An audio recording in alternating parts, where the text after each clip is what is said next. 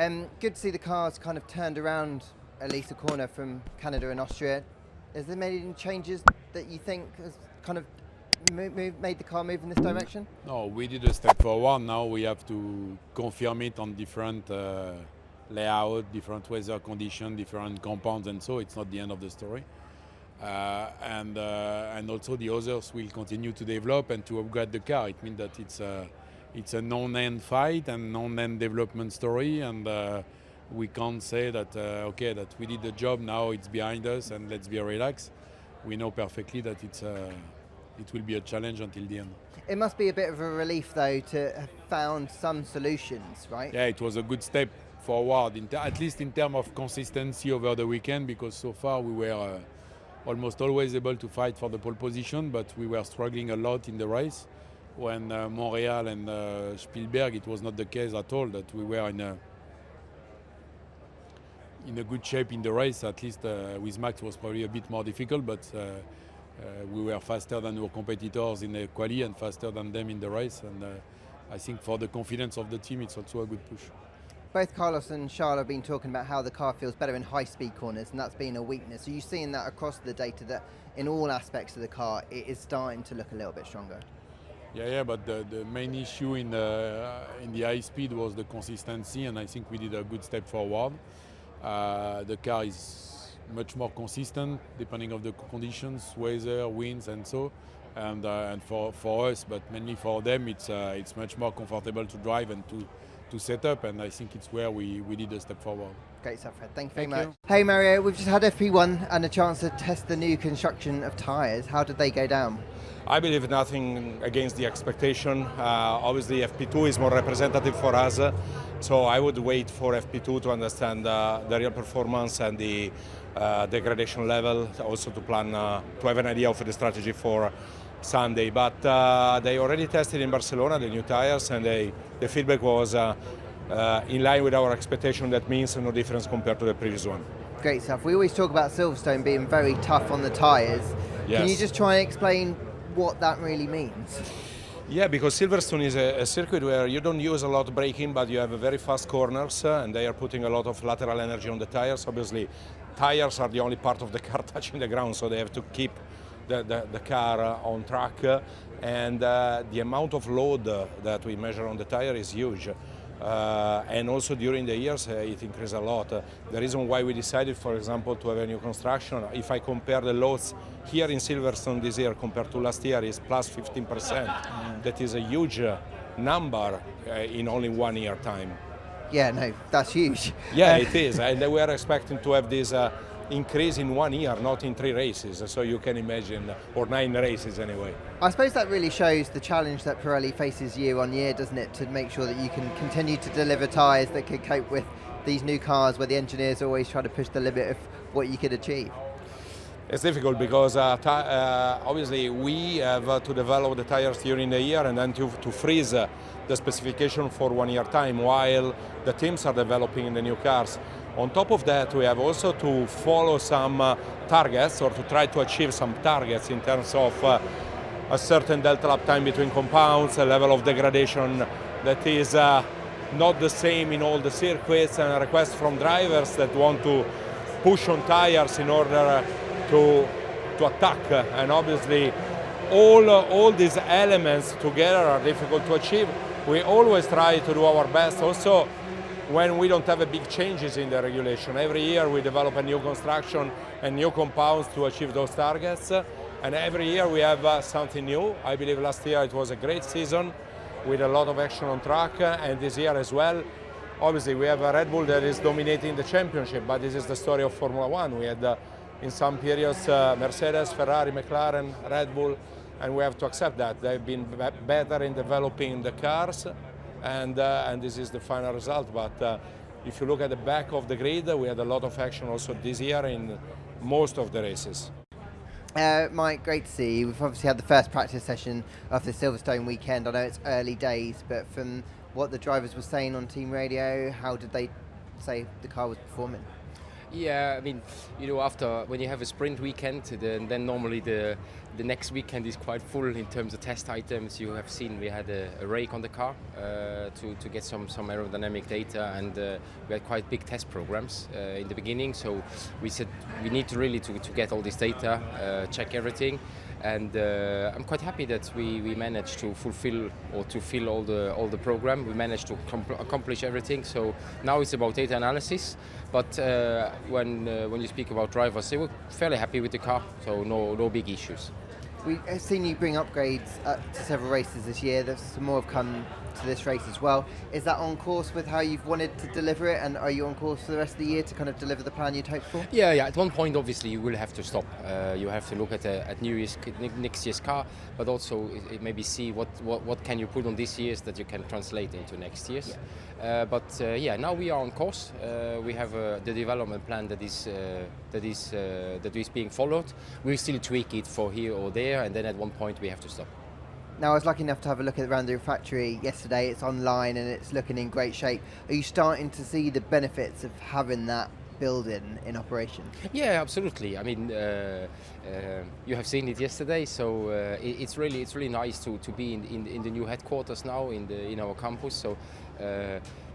People have much more smile on their faces than they had before, or maybe I just see them more often. But all in all, I think it has been really a step forward. The efficiency of communication is just a step change, and also the logistics to bring all the parts together, to have all the departments together, to make to not have to drive into different remote areas to bring the parts here. So all in all, a great step forward. We're looking to get more out of it in the next races. And just final question on Honda. Obviously, they'll be joining you guys in 2026. There's a lot of talk about the engine regulations at the minute. Christian saying maybe we have to row back on electrical power. Toto saying, no, I don't want to. What's been the chatter with Honda, and how is that relationship starting to build? Yeah, I've seen that. I mean, I think we need to be careful, to put these discussions into the media now. I think it's important that with the FIA, with F1 and all the teams, we find a good set of regulations. I think the way the PU regulations were formulated, was instrumental for for Honda to come back to the sport, and also for others to join. So I think we cannot now dilute what we have done there, but I think we will find a good way. We will find a good set of regulations that will match where everybody will be happy. And are you already starting to work quite closely with Honda as you build that relationship in 2026? Well, yeah, I mean, that is a normal process, like the regs or say the outline or the discussions have started actually at the beginning of last year. So we're doing our homework there, and then we see how this evolves. Great to see some upgrades on the car this weekend. How much or how important is it to make a big step forward this weekend, and what can we read into the early FP1 running, where the drivers are both saying it was quite bumpy out there? Yeah, I think FP1 was a very good learning exercise for us with the new parts. We didn't want to distract ourselves with quick laps and had a medium hard run, so the times are a little bit misleading. But yeah, I'm happy so far with the steps. But these regulations are so complex. We never got it really right, so I'm careful now in predicting performances. Fair enough, I understand. A little bit of a question on Lewis's contracts as well. We'll be talking about it. You're probably bored of talking about it, but what's the hold-up? I think we're in a very good place, that we're on the right trajectory. It's up to the details, and sometimes that needs time. Hey, is that great to see the new one-off livery out there, chrome inspired? Does it look as good as you hoped it would out on track? And what's the fan reaction been like? It looks really cool. I hope to see it be a silver blur, a chrome blur over the course of the weekend. But yeah, car looks great. Good to see the upgrades on Oscar's car, and I think it was a good first session. How are you finding building brand McLaren? You do these one-off liveries. It looks like you've got a lot of great partners as well. It just feels like McLaren as a brand is more well known across the world. Yeah, it's a lot of fun. Everything we do is for our fans and our partners and our employees, and I think it brings some excitement to the race weekends. The Chrome was obviously, from a historical standpoint, very significant for us, and then Google Chrome as a partner is very significant for us moving forward. So to kind of be able to bring together the past, the present, and look towards the future is exciting. Great to see you guys make a step in Austria with the upgrade. Another bit part of the package here as well. Are you feeling like the team is making a step forward now that technical structure seems to have had time to bed in? Yeah, I think a lot of credit to Andrea and all the men and women back at McLaren. This is the work, kind of his first work of restructuring and getting some new systems in place, and there was a lot of build-up to the upgrade, so it was nice to see it deliver, because there was a lot of excitement around it, and let's just hope it continues here at Silverstone. What are the next steps that you guys want to be working on? I know the wind tunnels come in, simulator as well. I know you've got those projects ongoing, but what are kind of the next steps that you do want to do? Yeah, we got to just keep pushing. It's never easy. It's never going to be a straight line to the top. So we're going to have some good weekends, bad weekends, but we feel like we're kind of back in the game. James, Williams celebrating their 800th Grand Prix across this weekend and the next weekend. Just talk me through how big a weekend it is for the team, and a historic one at that. I mean, it's incredibly. It's a momentous occasion anyway. You look at the sport, how many teams are up at that 800 region? And for me personally, I have huge pride to be here representing the team in these circumstances.